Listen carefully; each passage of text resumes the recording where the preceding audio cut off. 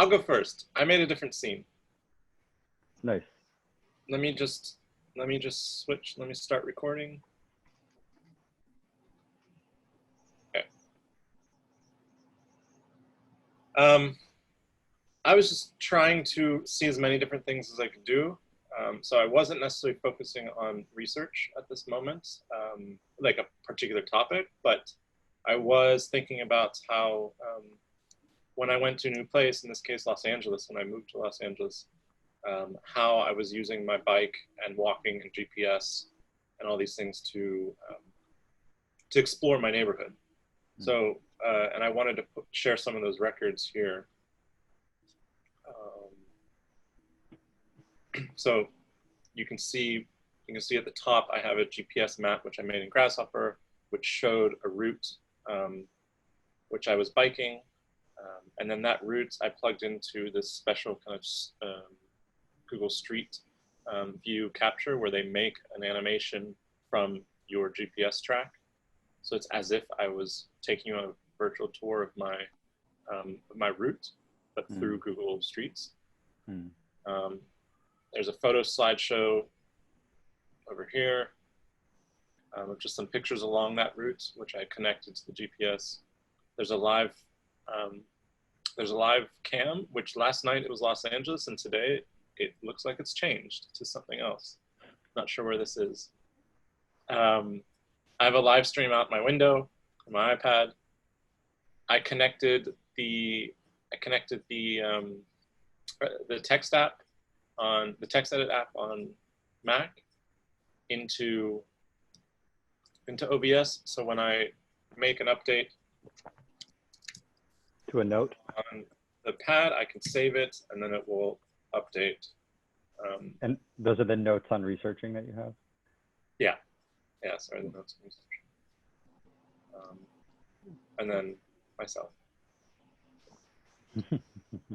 Yeah, and I think for me, I find this really fascinating because when I was doing this, this kind of physical / virtual digital work in Los Angeles, everything felt very linear and flat. And I think this is the first time that, like, presenting it, it's actually really nice to see all of the kind of messiness together, because it's not a resolved project, it's not a resolved series of thoughts, but I can kind of look at everything as if it was my desktop, but in a way it's actually cleaner and easier to access than my desktop.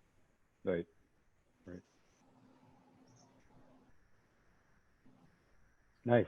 Yeah, I mean, it's interesting to think about like the immense amount of digital assets we all have and how a lot of them, it's really difficult to come back to them or figure out how to remember or understand or display them. So I think this is a kind of interesting testament to maybe even to organizing your own mind or for kind of displaying what you've done to an audience member or a colleague.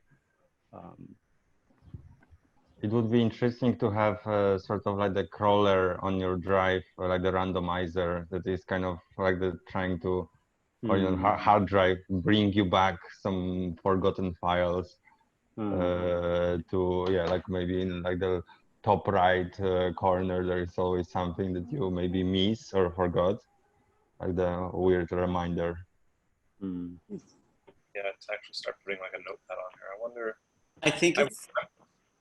I think it's interesting to see how also the interface of the tool or like the technical like elements of the tool, such as that the windows have to be somehow rectangular or that they allow for a special type of overlap. I think it almost generates a specific type of aesthetic as well, which I think is very interesting because it makes you also think about how other softwares inform a specific form of aesthetic as well. But I think because maybe I'm particularly new to OBS as well, so seeing all these portraits as well is quite interesting to see them as this. Yeah, I'm really happy. Nice, Danny. Thanks, guys.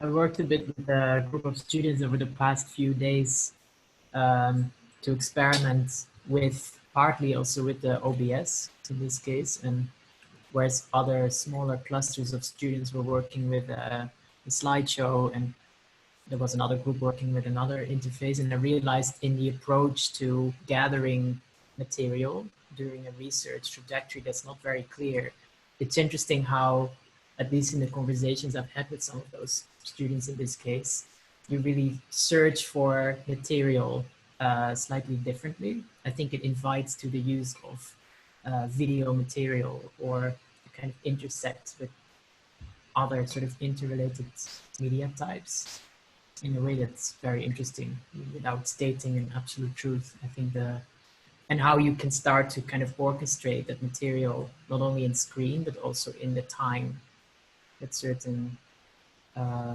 animations are running. I think there's so much interesting potential, and the curiosity I have to sort of build all these choreographies within the program. Are things on a loop, or do you choose to on the side screen sort of?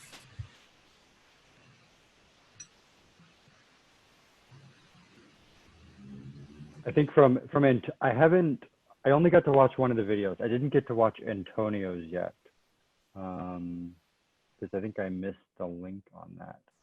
But from the other one, it was really interesting. I mean, I guess probably he was not supposed so specifically talking about his research, right? But he was showing us his home. And I think the kind of like the mining of like this hashtag or location, I think it was really nice. Something that he got to work that was also live. In terms of, you know, again, like collecting information. It seemed to be something like in this way, he also doesn't really know what's going to be on that screen. So this seems also a kind of interesting technique relative to what some of us were talking about on Tuesday, maybe particularly Eduardo a little bit, in terms of like, maybe again, not just showing your work or your project, but kind of gathering information, which is maybe even something that's happening a little bit too with your Google Street Cam animation. You know. Yeah. But maybe someone that kind of has a research topic in mind, this would be interesting to see if they have included it at all in terms of what they've brought on screen with them. It seems like maybe there are some tropes or themes that might want to tell us what they've been working on.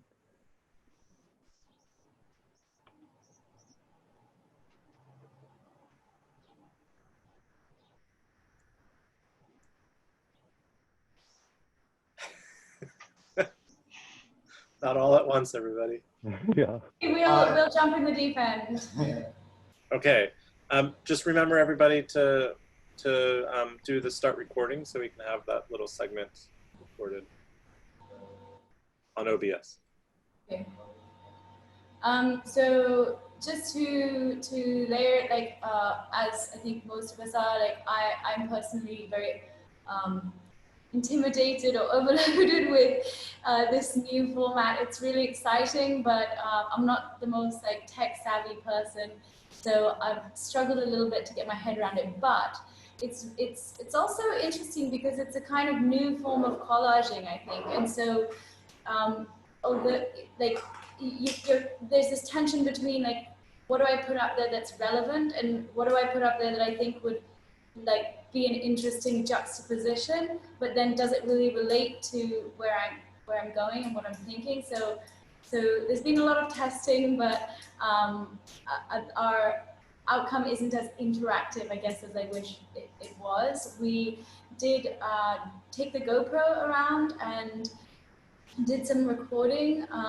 There's an area, I'll let Deepa get into more about what our project's about. But we've been thinking more about the content in terms of the research as such. We were thinking to explore maps as a spatial tool because since the pandemic started, there's been like an exponential increase in like live, looking at live maps.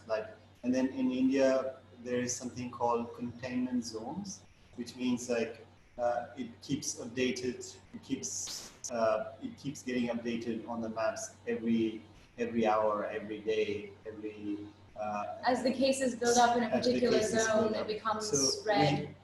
We thought it's very interesting because maps usually draw, physical boundaries. It's, and humans kind of like inhabit those boundaries. But now the situation is reversed because when a human being is infected, that area kind of gets highlighted. So this entire idea between, the space and the body that's occupying the space is like kind of reversed as a spatial. So we thought it would be interesting to look at maps as a spatial tool on different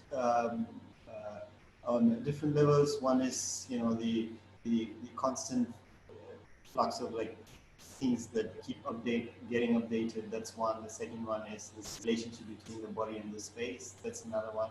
And the third one will also be it is the foundational tool for surveillance. So there's also all sorts of like governments are now imposing on their own citizens to, like for example, we run a tiny studio and we are responsible to make sure that everybody in our team installs the app. If somebody else doesn't install the app, we are held responsible. So this kind of spatial tracking. Yeah, spatial tracking, and we thought that's kind of interesting to see like how to take it in different directions. So in short, we are interested to explore maps as a spatial tool in this context.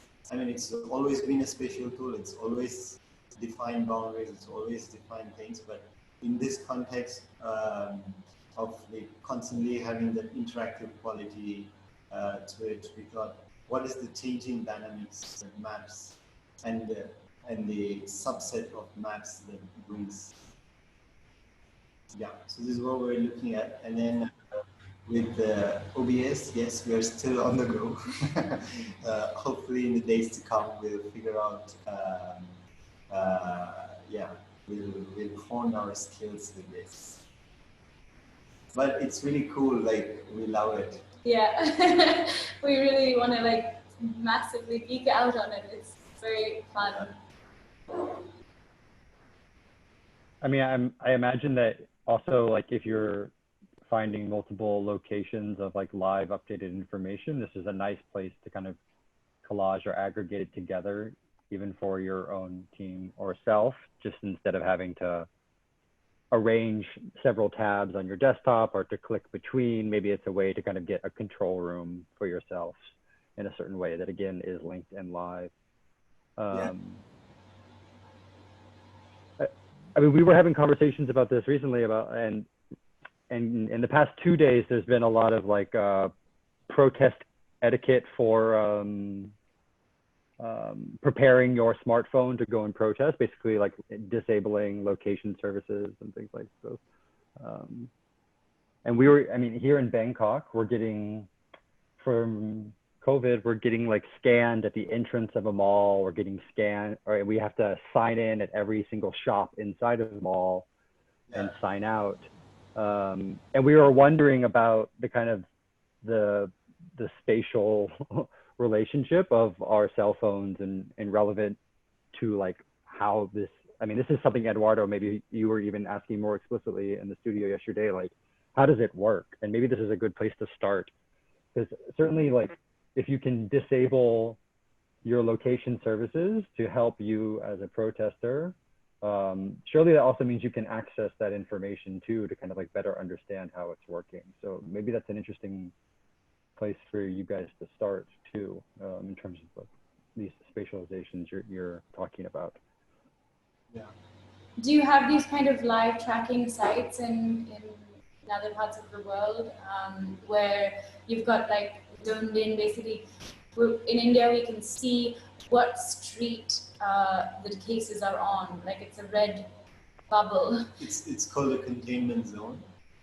So it's like a pulsing red bubble, like that area is infected on the map. I don't know of any case right now with COVID, but I know that during the elections in Kenya in 2009, they were using a platform called Ushahidi, which is open source map where different people were marking the locations of different demonstrations so that you could avoid police brutality. And then that platform kind of traveled. It's like a Kenyan startup, but then it's been used on in other spaces. But I don't know what role is played in the tracking or not tracking of COVID. It would be very interesting to look at. Yeah. Yeah. Does anyone have any other questions about the concept? I mean, we were talking about the kind of technical issues of this on Wednesday a little bit, right? And I mean, I'm interested to see things. I mean, there's a certain disadvantages to sharing it in this way, is that like it's hard to see things, especially small text. I mean, it seems that you do have some live information going on, but it's a little small for me to be able to see and read it. And I mean, I guess this starts to need to inform the way we start to compose the page a bit, right? Like better understanding what can be seen by the audience, what can't, you know, the kind of legibility of information. And in your case, it seems like rather than creating a kind of environment, you really want to maybe privilege the numbers and the size of that thing. So I would like to see those scrollers and indications a bit larger to actually see what's going on and how it's changing a bit. But it's interesting, like these micro hacks, for example, in Zoom, when you can, like the one person is sharing the screen, but the other that is in the gallery view on this, like the tile view, actually you can start like also like the comparing these two, which is not allowed like through the software. So I think this is, I was even like testing this or like looking at this today with students, and I thought, okay, this is really nice as this like the micro hack, because then you can really like drag the bar and adjust if it's like this two windows, like the shared and your like the tile, if it's the same, or like the dragging left and right to see more or less.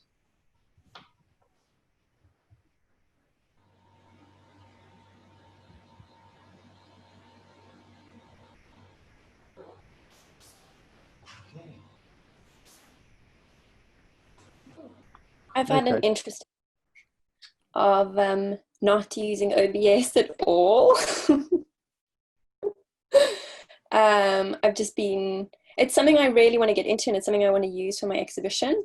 But I just have been too busy. And so now what I decided to do for this meeting was just to find all the things around me that can start manipulating the image you see in sort of like an analog way, which has ended up in me spilling water all over my bedroom by mistake. But it's been quite fun, like even just something as simple as a glass of water, when you put it in front of the frame, it can manipulate what you see. It's now almost empty, but when it was full, I think it sort of, you know, it refracts obviously, and now it's half full and you can't even see my face, whereas previously when it was full, and I've also got a magnifying glass, and like I'm looking at Michał, like you've got this effect on your face, and like essentially this does the same except it's a little helping hand. So I don't know, I think there's this question about like why we're manipulating the image, and how. I also have a really sexy incense stick, smoky feels. Nice. Yeah, sometimes, I mean, I'm looking at all these screens, and there's so much information coming at me that I'm sort of not noticing any of it. But in the first meeting we had, when it was just Patrick and Michal who had like altered their screens right at the start, I could almost sort of focus in on those changes that they were making and that they were showing in a way that I felt was, if everyone does it, then you have a very different experience as opposed to just one person. Right. Yeah, it's interesting. There's like a potential to go in the opposite direction. If we're trying to unflatten the screen, the more information that we see, it actually starts flattening it again. And now that I have no effects, it's like, now It's a I'm the new- odd one out. Yeah, it's a new cool. But I was thinking that Rebecca, the analog ways are, or this is also like the nice how to start connecting different cameras, like the microscopes. I have a friend who is like obsessed with finding different samples around his home, and he has this built setup to really like putting some like the different chemical like the solutions and recording and seeing, and maybe this will be also like the interesting as one part maybe where there is this how to go out from the screen, how to provide certain like the setup, and then you're just like the walking around and maybe even like adding some audio and some like the microphones that are like the processing. Maybe that it would be cool. I mean, I was really just gonna. Oh, sorry. Yeah, go ahead. No, you said no. I was just gonna add to that as well. Like the first, like this is completely new to me. So when I first saw it, the beginning of the week, I was like, what the hell's going on? Like, what is happening here? Like I haven't played video games for a while either. So I'm like, why is there screen like that? I was completely confused when I saw like Patrick and Mikhail's like screen, and it was confusing. And I was just thinking right now, like I haven't really done much with mine except learn the software, but like there's one part of it which just like it looks nice visually. It's just like super dope. Like Dan's screen right now, I'm just like, wow, that's artwork. That's but as far as like to what Rebecca was saying, like information, like consumption of information, I feel it is kind of overwhelming, and maybe it is about kind of the like how many people have it and how many people don't. I wonder if it would be different if none of us had it and only one person had it, if they're doing the workshop and they're sort of presenting as what you were saying, Rebecca, too. Like, but yeah, I agree. Like right now, I just like, it looks really nice to look at everyone's stuff, but I have no idea what the hell you're showing me.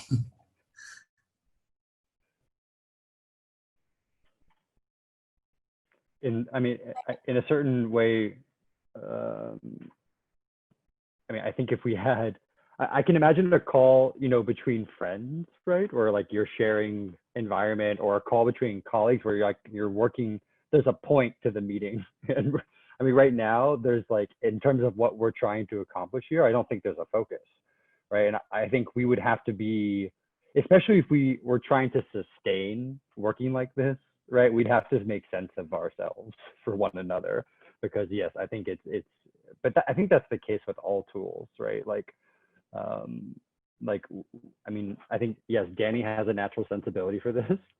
So I think it's looking really great. But right, but like, why are we in this meeting? And right now it's just to flex, right? Or to test. And I think it'd be interesting. And that's why, like, I see this, it'd be really nice to try to do a pinup like this, right? So where, you know, there's a common brief or like, right, that like the content then relates to. Or I'd like to see how people who like really need to get something done use a meeting, right? And use their research to display it in this way.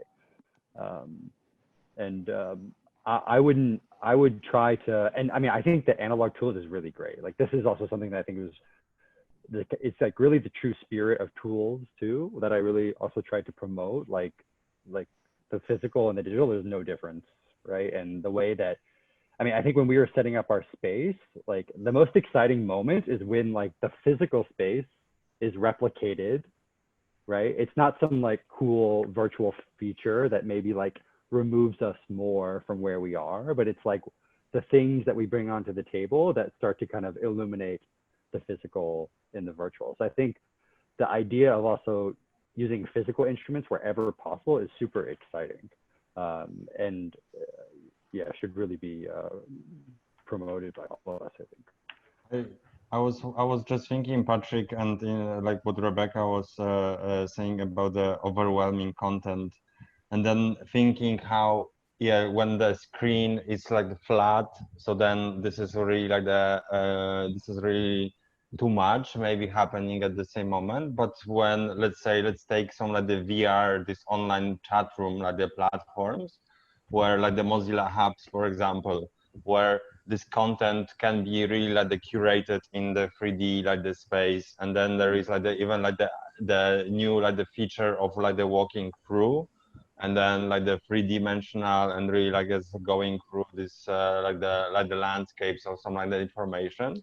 And then maybe there is a way to really like the control the amount of it, and then still like yeah, like as a really like this everyone is curator, and like Elle magazine was saying that the hottest person to date with 2019 was curator. So maybe that's, like this is the extension of it. I think it would be kind of an interesting opportunity talking about kind of the overwhelming visual information, kind of like what Danny did earlier. You could use almost like a splash screen, because it's so easy to switch scenes in OBS. You could start with something kind of like Sean's screen, which is very clean and readable. And then when you're ready to present, you could switch to something more visually busy. And it also might be nice because I find myself trying to figure out who's talking, following a little yellow rectangle around. So if you have one motion and that's who's kind of presenting, working, and the rest could kind of have something kind of just stylistic or personal that doesn't necessarily have all the motion or the color, it might be a nice differentiation. So it's kind of an interesting way to try and work. There's two things that sort of I feel I'm noticing in this array. And the first is that everyone has included their face in some way. So even if it's sort of behind a filter, it's still, the presence of that person is still there. And many others have made their faces much smaller, but again, it's still there. So there's something about the format of Zoom that almost sort of instructs even that sort of simplistic need to show your identity when your video is on. Albeit be in control of it, like to be able to adjust that image is something that I find quite intriguing. And also there are way less videos off.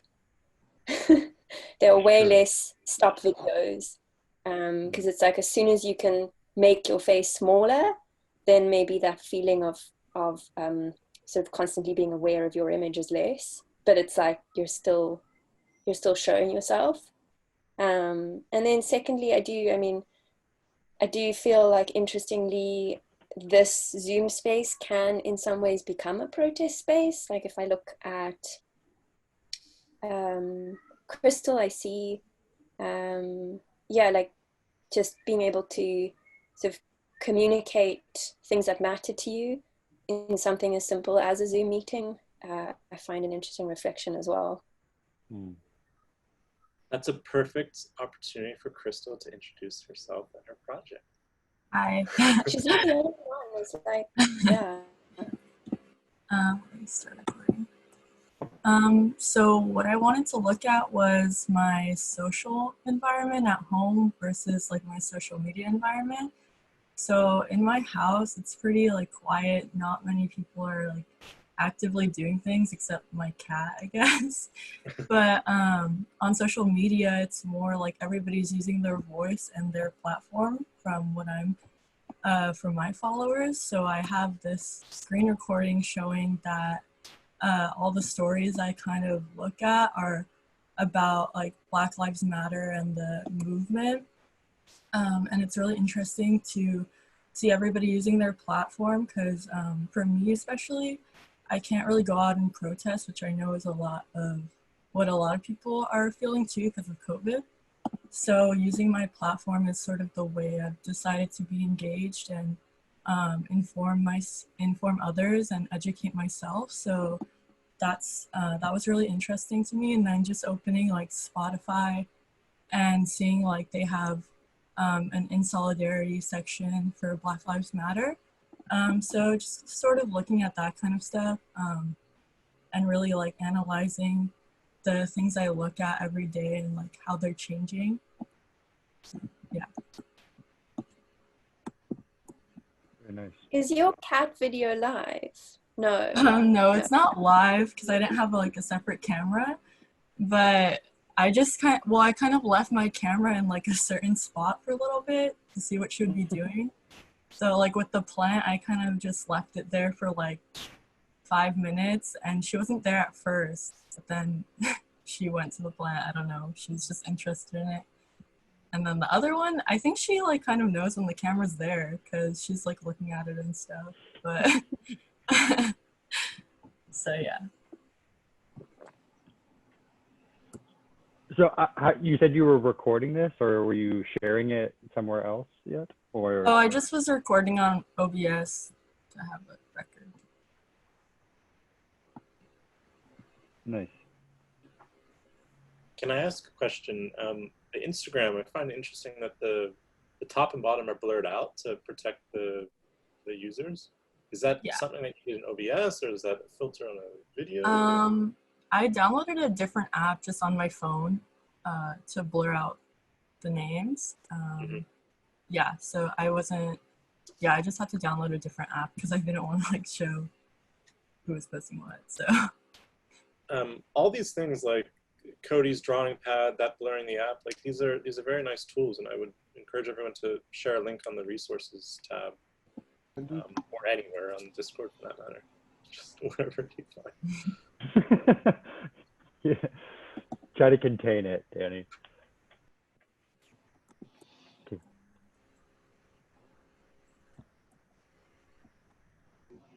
Thanks, Crystal. I think that's great. I think there's something really nice about that comparison between your own physical environment, or as you're saying, your social environment, and then your social media environment. The two might be quite in contrast to one another, and seeing them juxtaposed is really interesting. Like, you know, your kind of calm and peaceful cat just roaming around the house versus just the nature right now of social media and all of the kind of anger and protest and advocacy is really interesting to put those two side by side. Yeah. I was gonna also say, just as someone who's been active on social media too, it's really nice to see how the different environments we're in, and kind of like makes me think about, because I've been thinking a lot about it, and what is the right time and place to show some of these things. Like I have a cat too, and I throw in cat videos once in a while just to, one, give myself, I think, a break from, like a slight break from the virtual protesting, but then also I feel like it's for others that are following me too, to kind of, you know, go from like the heavy stuff to like, oh, my cat like licking herself, or, you know, just doing something random. And just to see it side by side, I think is super interesting, and something that I've been personally thinking about too. Yeah, I think many of us have been thinking about that. Just yeah, what is worth being communicated in this time. And yeah, how you balance that, or what needs to have more priority at this moment, if not all of the priority, and how in some ways that does leave you saying nothing sometimes, or maybe sort of, as you're saying, breaking that cycle of just seeing so much of the heavy stuff, and whether there's sort of a critical place for that to sort of show things that are not the protests. But yeah, I've personally felt like showing anything but the protests is sort of not what's needed right now. But it's been a kind of really confusing series of thoughts for me. It hasn't been something that I've felt very resolved about at all. Yeah, same with me. Because especially as being a non-Black person doing this, and kind of seeing the that, yeah, maybe we don't need a break from it. Maybe, yeah, we got to keep doing that. That's the least we can do. So it is. I'm happy to hear it's on other people's minds too, because I think it's a complex time, and I'm constantly, every day as I'm on social media, as I'm posting things, I'm like, do I even post anything else? Do I talk about anything else that's not related to this? So it's a constant battle. Reza, if it helps at all, I've been following a lot of the things that you've been posting, and it's been helpful to like point out resources. So thanks for that. And I think everyone's asking the same questions, like, how can I help without adding to the noise? And how can I help, which is in a way appropriate? And for me, like, I'm not in a city, I can't go protest. It's a lot different of a kind of environment where I am in terms of like that kind of on the ground activism. But I also like to remind myself that, we are a profession for a reason, and we should reevaluate kind of the ways we work, and use the knowledge that we have for that betterment. So as much as I can point to links to campaigns to send emails to mayors and kind of donate and all these things, it's also important for us to reflect as a profession to kind of start seeing, okay, building code and zoning and all these things that have been a part of that injustice. It's like, how can we start questioning those? And I mean, to maybe segue a bit back into like what I found useful, at least for OBS, is in a way like Instagram for me is very, very flat. If we're talking about flat and linear, I'll follow a story and that will take me to a link, and that link will take me to someone else's story, and then I'll go into this profile and I'll completely forget where I was, right? I'll be disoriented. If I want to go back to the start, I have to like hit back 14 times before I realize like where I even like fell down that rabbit hole of links and connections. So I think something like OBS is interesting, because as I'm kind of clicking those links, I could pull out the relevant things and kind of place them somewhere as a I think temporary holdover. And even kind of recording that history, I think, is interesting too. You can start recording and almost have a visual trail of the research that you're doing, which might be on a very flat form, but because you're recording, you can kind of pull out those excerpts later.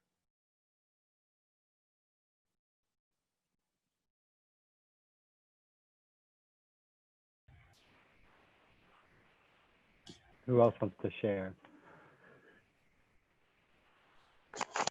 I just want to say, just wanted to have a reflection about this. What could be the role of these additional tools, and how can they facilitate, for me, accessibility to a global discourse in this case? And I don't know.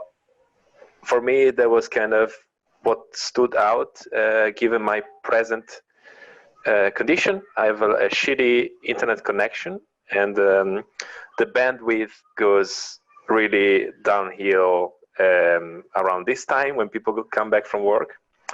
And suddenly I feel like when you can hack what you're showing, you can kind of tweak your output according to your resources. So maybe suddenly you cannot show your video because your bandwidth sucks, but you can type on OBS and people can just read it out loud, and then you can sort of curate some sort of background for that, and suddenly your message goes through anyways.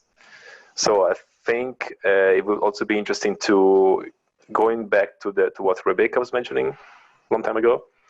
I think there's also an opportunity not necessarily to take full advantage of the possibilities and exploit this abundance of information, but also to optimize what information we can transmit depending on our connection resources. And I wonder if this could also be applied, I'm not sure how, but I wonder if it could be applied also to extend the accessibility of social media, of who is heard in this huge chaos that we're experiencing today.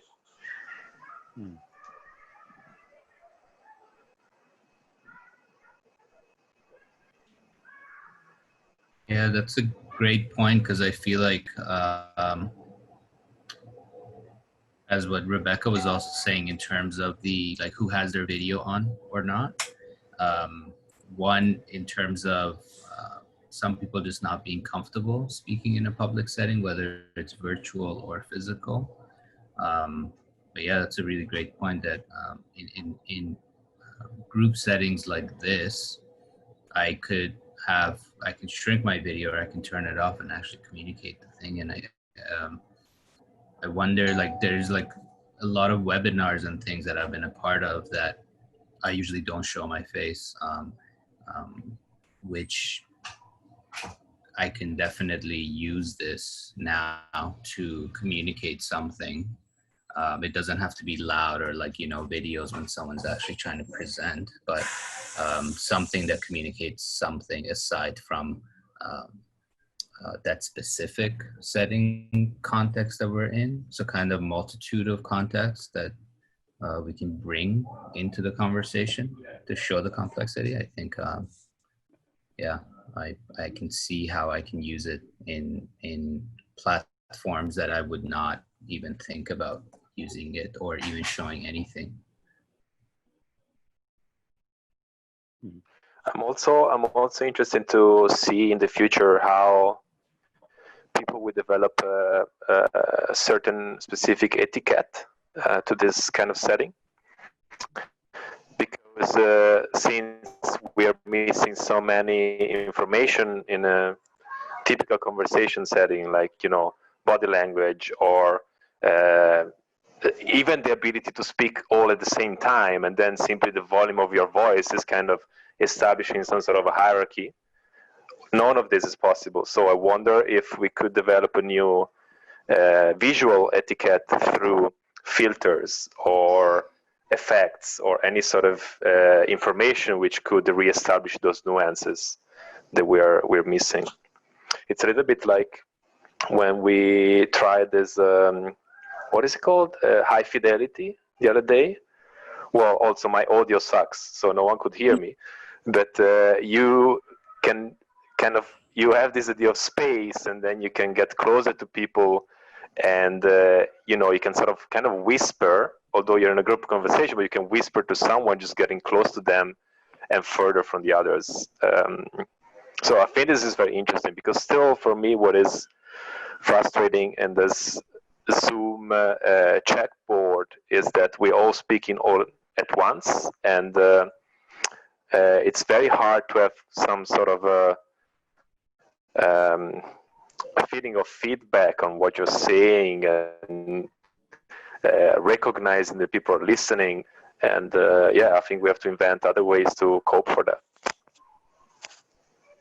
Yes, definitely. I mean, even just the chemistry of a conversation, like, I mean, for me, I try to leave my mic on if I don't have like insane backgrounds, because I think I need, and I think people need, like some response. Like the idea of, again, we were talking about, like, I'm doing a class with entry level year ones right now, all cameras off, all mics off, speaking to 40 students, just total silence. And it's like, for me, it's impossible. Like, I have no idea how I continue this. Like, oh, this is my job now, to like speak into a void.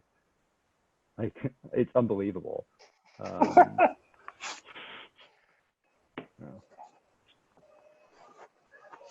Patrick, I had a professor this semester, who would often comment on that when we were in class. She would just constantly ask for everybody to unmute themselves, and she would often be like, okay guys, I'm unmuting you all, but then there's still this other layer where the students have to actually allow her to do that. And I think towards the end we really started appreciating it. We really appreciated how she wanted to hear us. She wanted to know that we were there. Yes. Whereas in the beginning it was like a little bit frustrating, where you just actually kind of didn't want to show your video, didn't want to unmute yourself. But yeah, I think it was sort of an interesting thing to be on the other side of it as well. But this is also... Go ahead, Michael. Yeah, that's what I wanted to say. This is also interesting with Zoom and how it works in the way when two people are like talking at the same time, how it's really, I don't know what's the sort of like the algorithm it is, but how it's like the muting the other.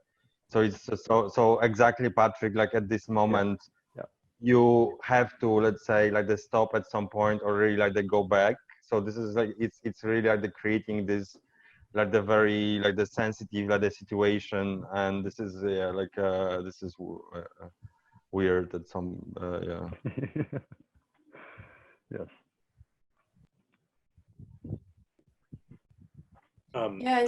Danny. You go, Danny. Just one quick observation. Normally in these settings, I'm actually very distracted, you know, like I have my phone in front of me and I'm looking at my phone, or I'm like off to the side on another web page. But actually now I'm much less distracted, because I feel there's more distraction on the screen itself. And there's an irony to that, but also I feel like it's keeping my concentration on this conversation rather than trailing off to all the things that are around my physical environment. So there's something odd, but also maybe potentially beneficial about that. Yeah, I mean, and even just the idea that you have like you have visual cues to remember somebody by, like, oh, I remember that weird, like, I don't necessarily remember their face, right, or what they looked like. I remember this weird thing that they included. I mean, this is maybe talking to Ben about those different etiquettes, these visual etiquettes, where then you have to realize that what you're showing is like representative of you, in that it will be linked to you when people who meeting you through these things will think of you. But maybe that also kind of weighs in, and you have then that might put a certain amount of pressure on at the same time. But I'm not sure if that's the right reaction, but certainly there's something to that. It's another version of the avatar. Yeah. Imagine you could go to a physical job interview with your favorite YouTube video in background. Yeah. I'm interested in hearing from some other voices.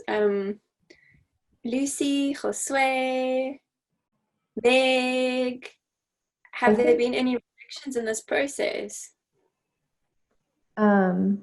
I can present, since we were just talking about sound, which is related to what I'm doing. Can you guys hear me? Yeah. Yeah, we can.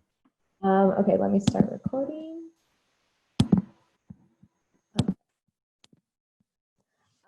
Yeah, so I don't know if it's working now. Hold on one second.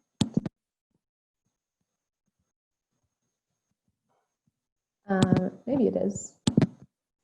Is my video frozen for you guys? Or is it just frozen in my... It's frozen. Yes, it's frozen. Oh no, okay.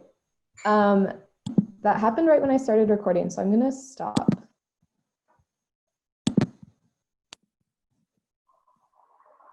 Oh no. It looks like it's OBS that just stopped working for me. Hold on.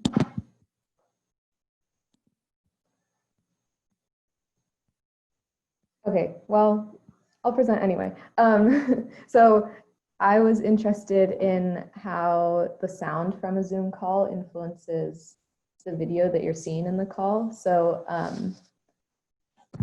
what has been showing this whole time is a sound reactive mesh of my webcam image.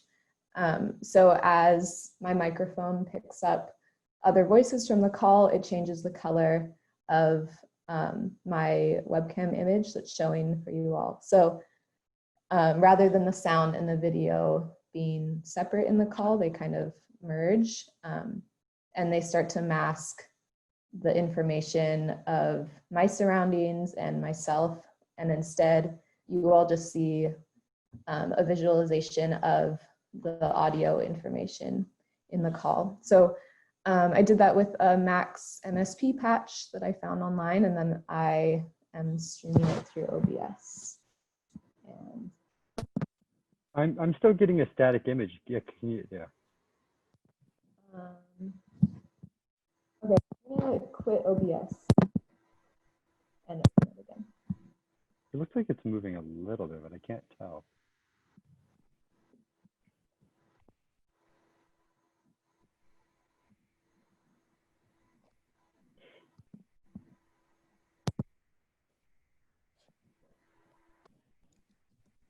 I think I just have so many things running right now that like everything is frozen.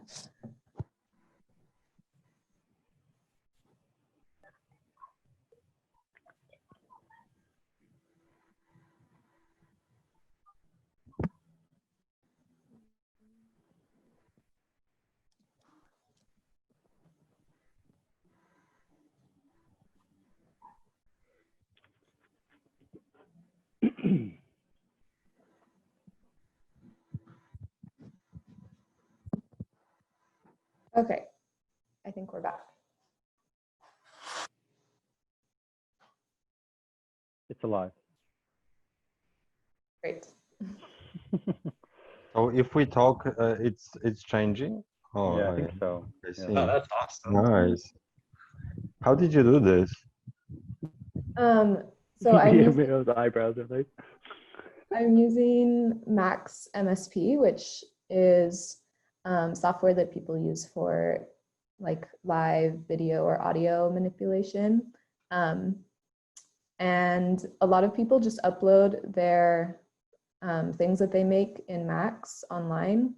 So I found this one on YouTube, and since I'm like kind of familiar with Max, but not enough to create my own patch in a week. So I just found someone else's and I changed some settings. Yeah. But So the video is your webcam, right? Yeah, the video is my webcam. So you can kind of see what I'm doing, but it's masked. So it's Max to OBS to Zoom. Mm-hmm. Yes. Cool. Nice.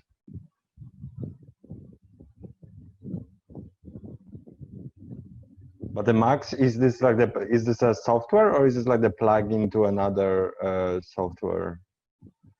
It's a software, and there's a 30-day free trial. Hmm. If anyone is interested. Yeah, sure. If you could share the link, that would be great. What is it called, the software? The software is called Max MSP, and I'll send a link to where you download it.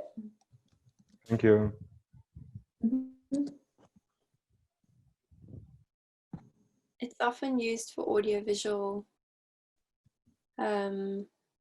based work. It's often it's like what's now becoming the mainstream in the theatre industry.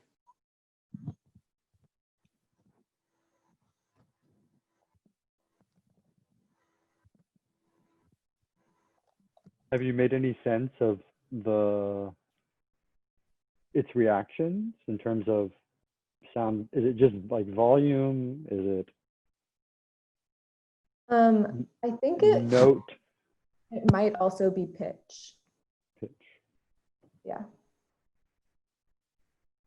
I can also send the link to where I downloaded this specific patch from once you have Max.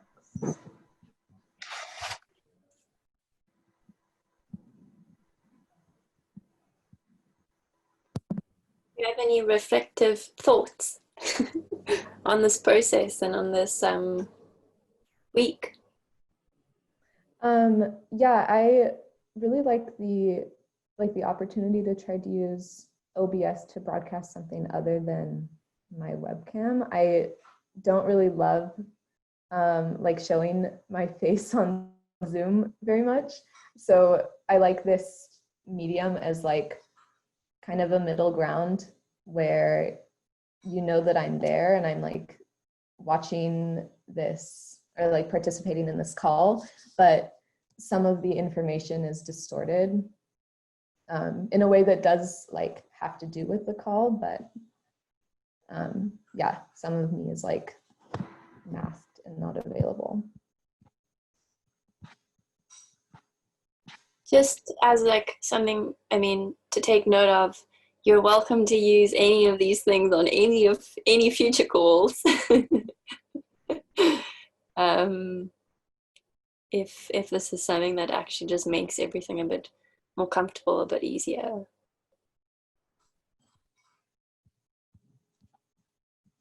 Would anybody else like to share their work or their thoughts? Maybe I could jump in. Samuel, Nick, Jose, Josue, sorry. Samuel, I think you're up. Okay, I'll start recording. Didn't try to jump in before because my internet connection was quite bad. Okay, so yeah, this is okay, started recording. This was a little test I did with OBS. Can you guys hear me all right and still seeing the stuff? Yeah. Okay. And yeah, like whilst I was experimenting with it, I mean, it was really new for me. Like I had been watching like some gamers, but never actually understood the software that they were using. But it was quite amazing to actually experiment a bit with it. And yeah, what I got thinking whilst experimenting with it was this idea of live streaming and cameras in place, even now with the pandemic. Like a lot of cities around the world were setting up cameras, monitor spaces. And yeah, so what I have in the background there is a live cam of where I live. And I found it weird actually to see like the amount of people that are actually watching this live stream. There are like 43 now. It was like people actively watching a space that is otherwise empty apart from cars and a couple of people. And yes, so then like that got me thinking about cameras looking at spaces where there's no one. Kind of like the idea of what does a tree make a sound if it falls in the forest and no one's there to listen to it. So then I set up kind of a little performance here behind me where I put a camcorder and an old camcorder I found lying around to live stream my desk.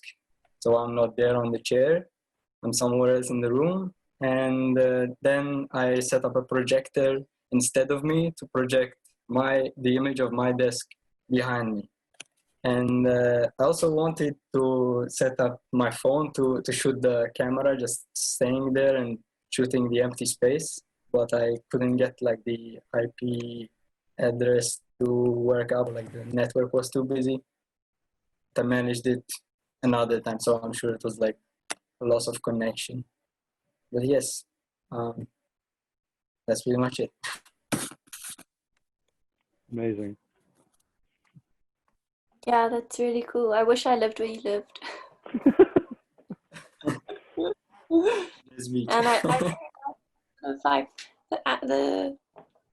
I feel like a projector for me is still an analogish tool, sort of, in the context of this conversation. Like to have another screen behind you that's actually being projected rather than sort of as a layer within OBS is quite interesting as well. Yes, I was also quite interested like in what we're saying as kind of breaking the boundaries of just using a laptop to create this like other space, this virtual space. So yeah, so that's why I try to play around with cameras and projectors. Who is the, how did you get access to the camera, and how many other ones do you have access to in your area? Is it government? Is it private? Yes, it's like a government and kind of the institutions. So for example, you can see they're a part of a restaurant. Institutions like agree to kind of take ownership of these live cameras and install them somewhere around the premise. And then it's like broadcasting live on a government-owned website.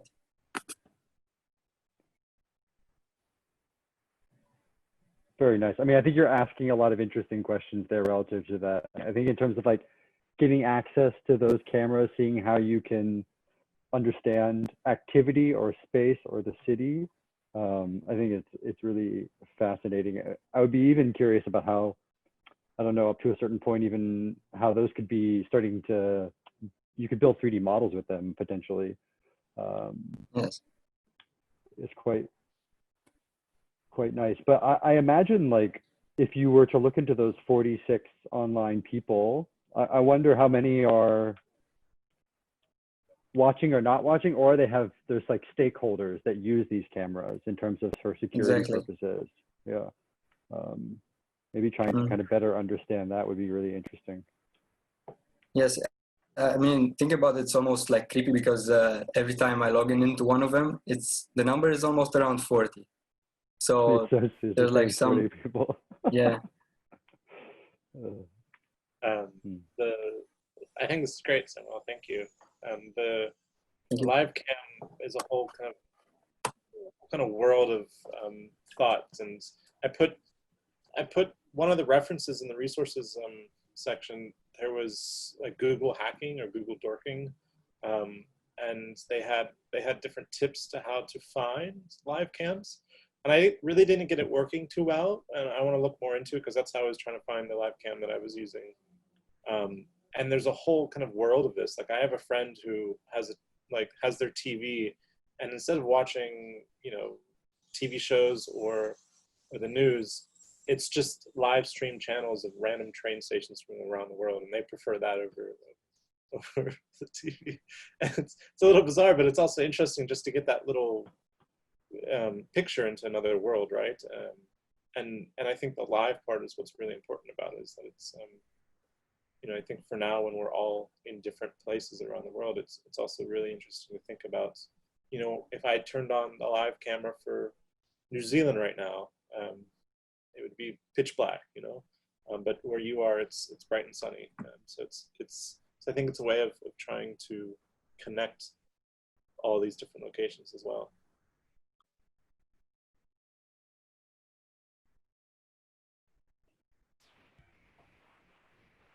Can I ask just a real quick technical question?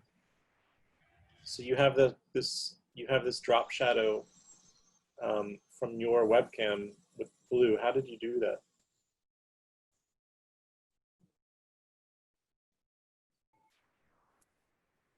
Samuel, that question drop is shadow is just a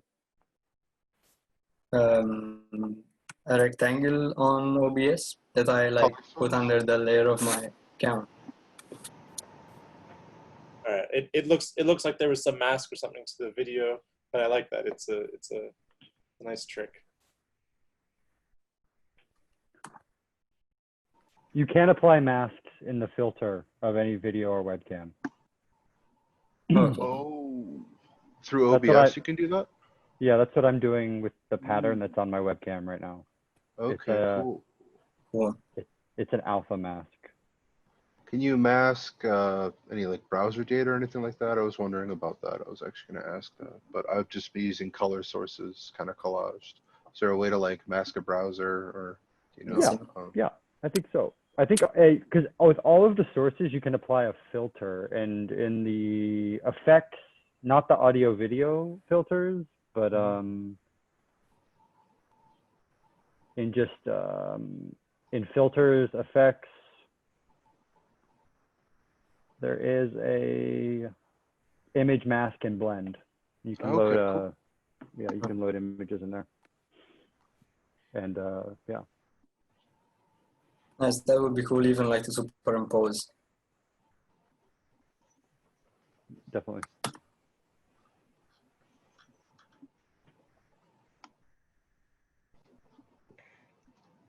Is Nicholas gonna go, or Nick gonna talk soon?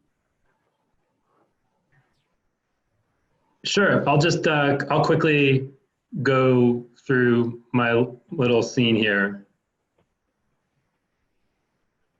Great. So, hello everybody. This has been a really interesting week in terms of lots of learning. I didn't get as far into integrating live feeds into what I'm showing you, but I figured I would share a few thematic things that I'm thinking through. And so the central clip, I shot a little video inside my mobile sauna. I have a mobile sauna inside a van that I take around to events. So I shot this little video and was thinking a lot about what that space means to me, which is, you know, sort of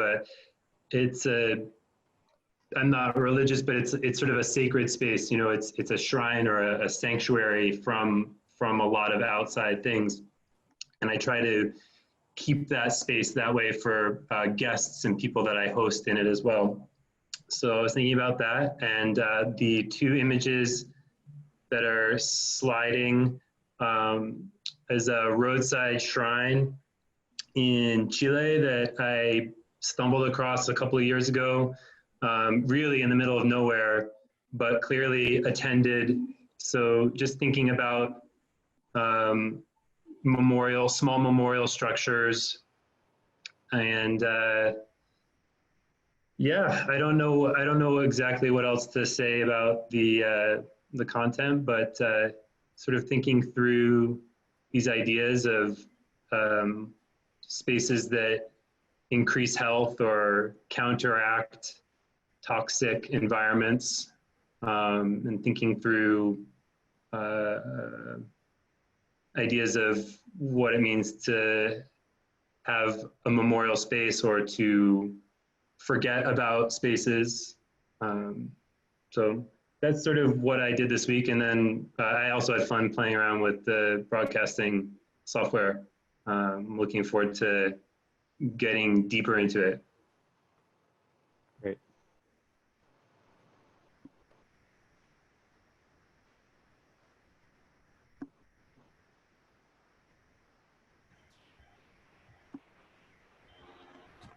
So for mine, I decided to, can you hear me? Yes. Okay. I decided to show sort of the craziness of my own environment, sort of what's going on around the world. So different forms of social media.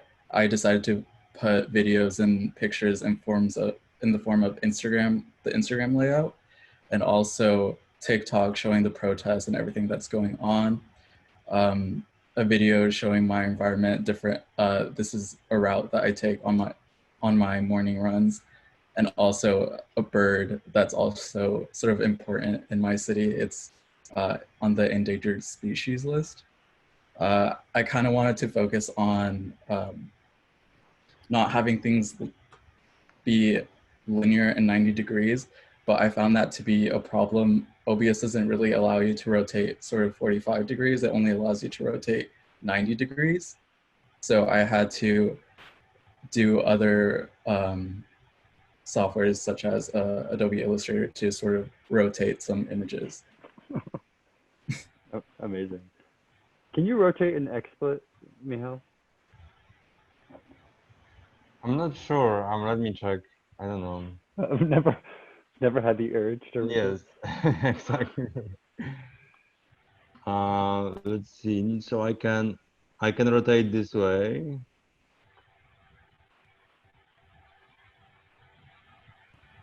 Ooh. Yes, I can do. Definitely, I can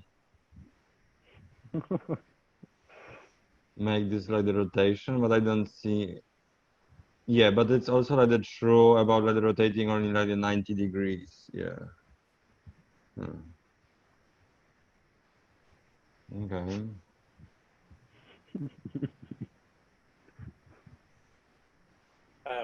Nick and Josue, I think both of those are really interesting. We were talking about this kind of new form of avatar. I find both of yours very personal, and but also the way it's curated. It's not everywhere, you know. It's not full screen. It's not filling up every empty space, but it's kind of just arranging, really looking at the composition in a critical way. So I like that both of you put that together. And I think Josue, for you, you see the kind of effort of trying to break away from the format of the 90 degrees. So I appreciate that kind of attempt and that effort into. I'm looking at Michal right now, and I just think it starts to get a little more three-dimensional when you do something like that. And I wonder if there's the next version of this OBS, which is kind of OBS 3D, where you can almost set this up in a way where you can have all these multiple media formats, but it's in a 3D space instead of 2D space. Well, if you haven't tried Mozilla Hubs yet, you should try it. This is what Michal was speaking about. It was the kind of backup plan for how we were going to do the parade. And it's the great thing about it is it's web-based. You don't have to create an account. You don't have to download software. It's developed by Mozilla, but you can upload 3D models and you get these like really low poly avatars. But everyone can like add images, draw in the scene, take photos at the same time. It's quite interesting because again, it's spatialized. So this is something that I mean, even I think Lara and Frederick have done some events in the past 2 weeks using Mozilla Hubs or the AA. But it's true. Like I think it's very valuable to start break into the 3D a little bit. And I wonder about what would be next, or even just the idea of having multiple monitors kind of going around you. Maybe this is starting to go into that territory. Can you just go over that again? Mozilla what? And what is it? Mozilla Hubs. So by Mozilla Is it like Firefox. a social media thing? It's VR chat rooms, but they're web-based, so you don't have to download any software. You just go to a URL. It's very easy. It's basically just like a conference call that's in a 3D environment, and you have an avatar. The kind of most stripped down. Yeah, here Michal's bringing it up. It's an interesting platform. I mean, I'm sorry for us not mentioning it sooner, but it kind of maybe it got lost in the thick of it. But it's a really interesting kind of way to think about meeting people and starting to share content. Because again, you can build the environment, you can start to load your own 3D models, but then also as everyone is avatars, you can like live upload 3D models or images or take photos. Yeah, so is Michal it easy to use? Very easy. Yes, super easy. Some right now, some like the walking, and this is what you can do on the phone. And it's interesting because can you hear me? Yes. Yeah. Okay. So this is what you can do, even like the streaming here, like some like the music, like the videos, or like the placing, like the pasting, like the links. This is yeah, this is super like the easy, or even like the setting, adding the camera over here. So actually I can see my own like the avatar and drawing on the surfaces. So this is, yeah. And this is like the one of the some like the random like the words like the scenes that was like the loaded. I don't remember, but there was, yeah, like there is a reason for like the maximum like the users and the like the capacity, but so this is also was the reason why we use it, like we looking towards the Sansar as the main platform. However, as this more like the random and like the messy like the tool, and what I was saying like the before as a maybe curatorial piece where things are like happening like at the same time. I think it can be like the very like the nice yeah, like the very nice tool. And it's free. Yes. Yeah. It's very cool. Yeah, because I checked out Sensor. Yeah, I don't know. It bothered me that you had to download it first. Just feel like that might be a deterrent for people wanting to come into the space. Yeah, definitely. But in terms of the scale of the event, in terms of like everyone bringing a project that's 50 megabytes, us anticipating having like at least 20 active users in every environment, and then wanting to have an exhibition space where we could have more than 100 at a time, it couldn't support it. So we couldn't use it. But in terms of accessibility, it was like, oh, it made so much sense to do this, because like guests or anyone could just get a link and they're in like in 5 minutes, rather than needing some like gaming laptop and needing to spend an hour setting things up. Cool. I'm excited about this. Yeah, this one, yeah, it's super nice because it's on the phone, so it's very easy. Without getting. And you can talk to people. Yeah. Sorry. Okay. Oh, I love your fascination, Rebecca. It's great. I think maybe you should also share what you're struggling with in terms of like what your final project is supposed to be and why you're asking these questions, because I think it's something we're all trying to answer collectively right now. It's like how do we share work which isn't just like PowerPoints, share screen, you know? Are there better ways to do it and get people involved? Definitely. I had a quick technical question first, though. Without going too detailed into Mozilla Hubs, can you import models from, say, like Rhino or other programs? Yes. And I assume OBJ, FBX, meshes, yes, meshes. Oh, great. Okay. Interesting. Very.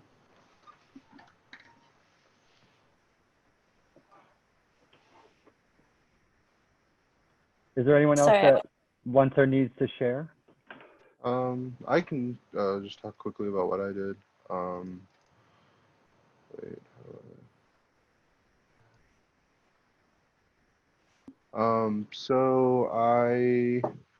Well, the first thing was this up at the top. Hold on, let me send the link because I think it's actually interesting to see how it populates. So there's a link in chat, or you can use the QR code, and it should get you into this collaborative drawing board, which I thought was kind of interesting.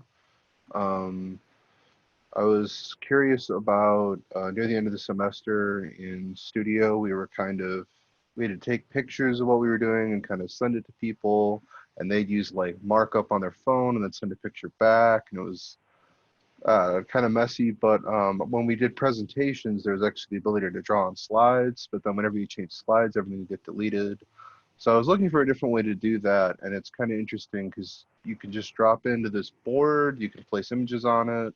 So it'd be an interesting way to kind of group brainstorm or kind of edit or look at like marking up documents in kind of an interesting way. So that was the major thing I was really curious about, but also just the ability to use different GIFs and images and kind of collage is kind of a unique opportunity to me.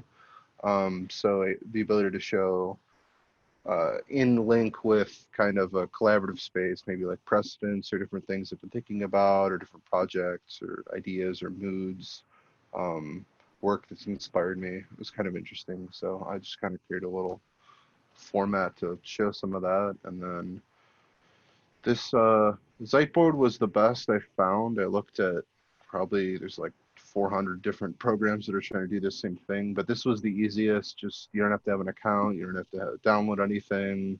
The ability to edit everything's pretty nice, so you can like long click on any object and then move it, or you can erase individual lines as opposed to a whole space, and little things like that were kind of nice for quality of life. The free version, I think, mostly just has a limit on how many objects you can have on a board and how many boards each person can have, but then there's other options if you want to start paying for stuff. But it's pretty interesting, just as a way to kind of, I think, break down that line. The biggest thing I missed with the change in terms of coursework from face-to-face to digital was the ability to just put a piece of trace down and have, you know, someone just talking over something or pointing at something or drawing over it or ripping it up or whatever. So I think the ability to kind of get back to that was something I was really excited to look at. Yeah, I don't think there's anything else that interesting. Oh, I thought it was kind of cool to use slideshows and slideshows of GIFs specifically because they're already kind of a slideshow. So I tried playing with that a little bit. And the other thing that's nice is because these are all like above my webcam, those are just different folders that I have tied. So anytime I find a project interesting, I could drop it in there and it would populate, which is kind of fun. And I also liked where I oriented the perspective because I have two screens. And I always catch myself looking at this screen over here, which means it looks like I'm not looking at you. So that was kind of fun to have something for me to look at and make it look like I'm looking at something and not just completely distracted. Because OBS is over here versus I have to look at everyone there. So it's kind of fun.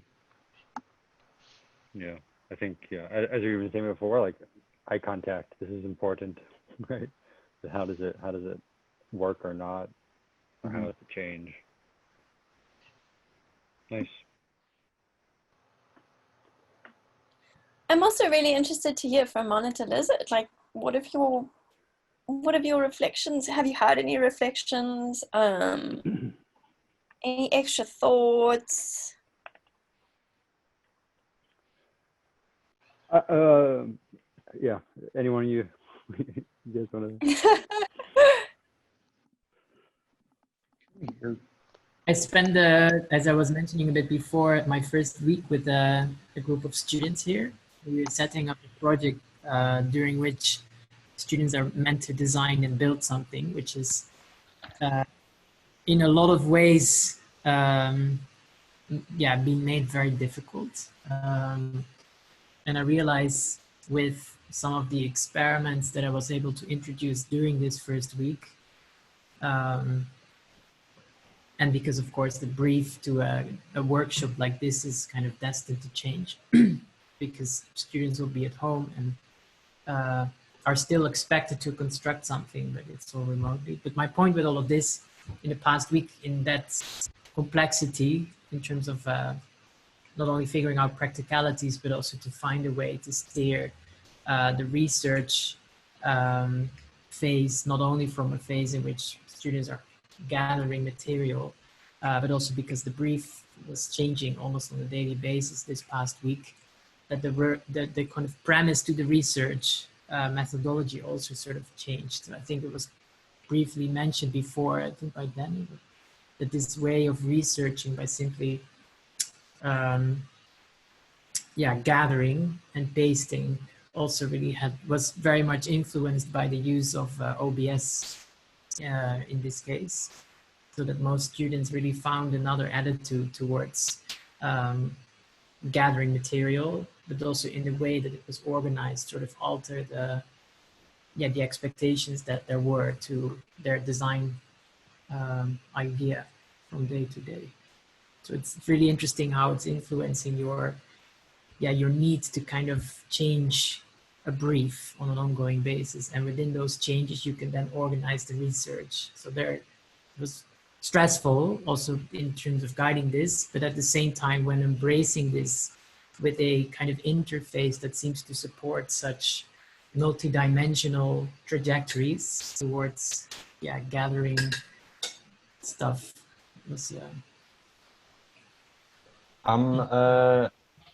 I was thinking because of recently I'm also finding some interest like the articles and some like the ideas, concepts around the, let's say, Web 3.0, and then looking what we have right now on the screen.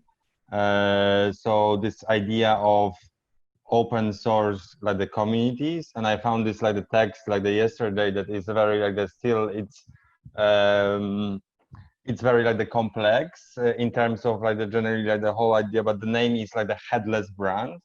And I think it's interesting to see how through the open source like the communities, the social layers on top of the project, and this is exactly what here maybe we are like trying to do, and also through the servers like Discord and relevant community, and through this kind of new types of like the clusters that are like happening, and through these like the various like the tools.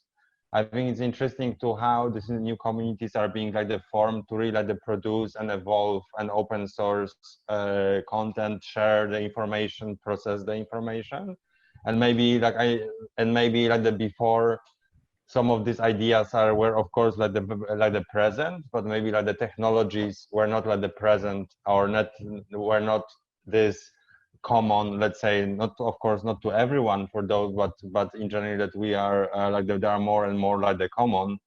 So I think it's super interesting how actually right now we can start like forming this like the decentralized sort of like the platforms as I see over here on the screen, and how everyone can start like picking up points of like the interests and creating these new nodes and sharing one more time again, like the processing it and building a new like the resource database and sharing back. And I think this is really like I think this is really like exciting how to explore it further.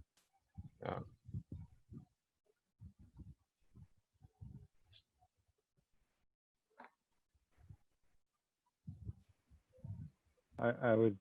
I'm I'm also excited by hearing Mihail talk about it.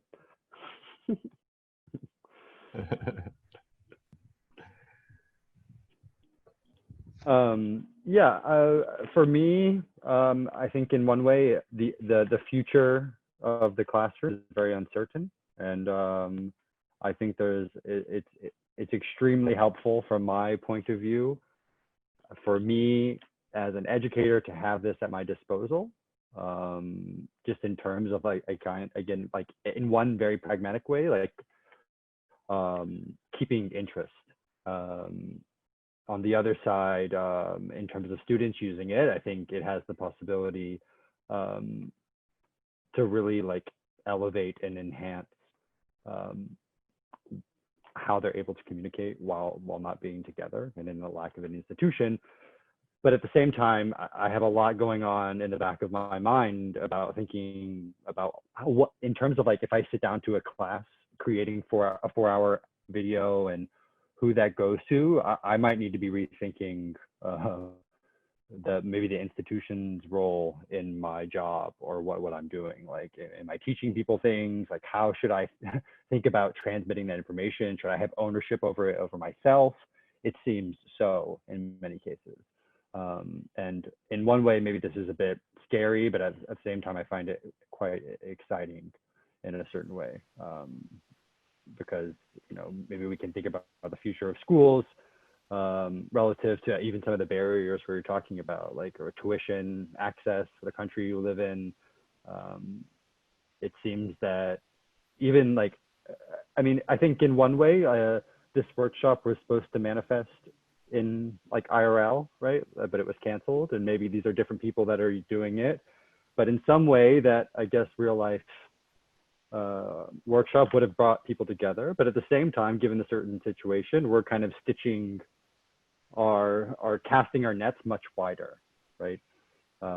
If it had not been for the current situation, like, you know, we would not be connected, we would not be using these tools that ultimately I think are not new, but not novel anymore, right? Because we're really getting to know them, getting to think about them, getting control of them. And it seems like the kind of wave of self-employed content creators that has kind of exploded in the last years is only going to increase now.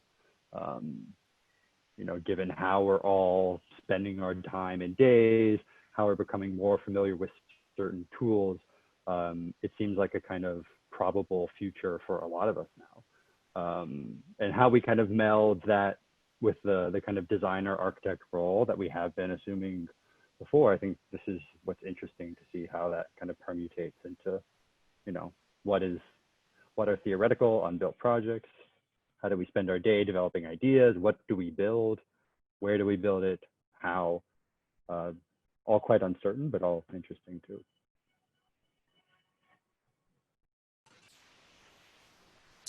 I didn't yet achieve it, but I have a really big table where I usually sit to work, to conduct classes. And I've also learned bit by bit about this kind of the possibilities of broadcasting, and my kind of ultimate desire would be to really populate my desk as an extended workspace, but try to really alter the way that whatever I'm picking up or reading or showing, and in this, for me to allow myself to get off my chair, in an ideal sort of setup, that choreography of myself, in being able to sort of very subtly use different areas within a larger but still limited service would be something I look forward to somehow. Not just for ergonomic reasons, but just because I really miss intensely the transition between like focusing on different artifacts. And I think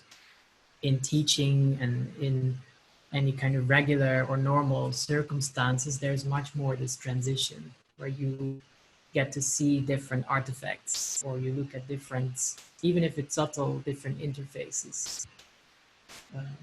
I think for me, what's very interesting as well about this platform, which has been mentioned before, but it's like how it reveals or it gives access to a whole new layer or layers of information. But I think before I just found it a bit problematic that it was too much of a display. But I think like seeing today's Cody's example, putting that kind of collaborative drawing panel as part of the thing. So, you know, you also kind of relinquish control of what is on display. Or I kind of like this idea of also integrating pieces of dialogue or reflective in the presentation. And I agree totally with Tijn. I think it's so exciting to be able to consider this as an extension of the working table as well, or like, just another new channel. That makes me think of something specific. You know, we talked about Bruno Latour a bit, and I just pulled up an essay. And I'll share it with everyone. Give me a gun and I will make all buildings move, an ant's view of architecture. So it's just talking about the flatness of kind of a drawing, like a plan or a section or rendering, and how he's arguing that the space, I mean, this is written in, oh gosh, I don't know, like I think the early 2000s or late 90s, but the space of the architect's table, where there's all the models, where there's all the trace paper, where there's all the kind of random newspaper clippings or letters kind of laid out on the table, that's the space of the reality of the building, or the reality of the architecture that's being kind of thought out. and it's more in tune with Bruno Latour's idea of actor network theory. So there's lots of these connections between these disparate ideas, and it may not be so clear or linear or kind of refined into one image or one drawing, but it's the space of that like knowledge making, that messiness, the sort of I think ongoing chaos, which is quite I think quite interesting, quite relevant for this discussion. I think we're rounding out 2 hours here, so I think it's a good time to wrap this up. I don't know if anyone else wants to say anything or add anything. I know we haven't heard from Meg or Tomas. If you guys are still there and you want to just pop in. If not, I'd really encourage everybody to make this recording, 1 or 2 minutes of yourself kind of presenting your screen, your research, yourself, whatever you were thinking about, and save that. And I'll put up a link where we can upload the videos themselves, so you don't have to feel the need to upload it to Vimeo or YouTube or anything.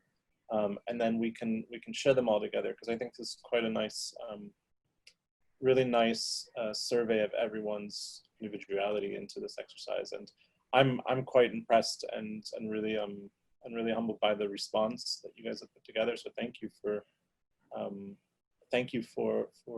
taking the time to explore these things together, and really incorporate the tools into your own practice. And again, thank you to Monitor Lizard. You guys really blew it out of the park with all your effort and experimentation and staying up late. I think we all appreciate everything you put into this, especially during the times that you're also running other programs in school right now. So thank you for that. I mean, it's been really fun. I mean, it's great to see this. None of us have seen it at this scale yet. It's amazing. So we also really appreciate the participation, and it's our pleasure to keep in touch with you guys and to meet new people as well. Yes, and thank you for the talks. It's really like a great time to really the sharing and exchanging here. Yeah, thank you. I think you guys have opened a Pandora box. I'm really curious to see what happens in a couple of weeks. It's just I don't think everyone has really had the time to dive deep into this. It's going to be very exciting. We make sure to share with you whatever happens. Thank you so much, guys. Please. Thank you. Okay, guys. Good luck with your work. We're excited to get updates. Thank you. Thank you very much. Danny, as always, I'll send the video once it's done processing. Sure. Thanks, Patrick. Thank you. Bye. Bye, guys. Thank you. Bye-bye. See you.